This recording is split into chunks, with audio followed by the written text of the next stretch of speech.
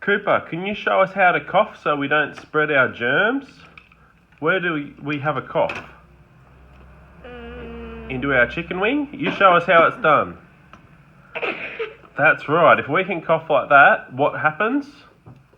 We don't spread germs. Don't spread germs. That's good, isn't it?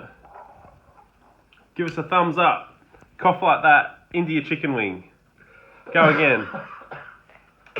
Good boy. That's how we need to cough.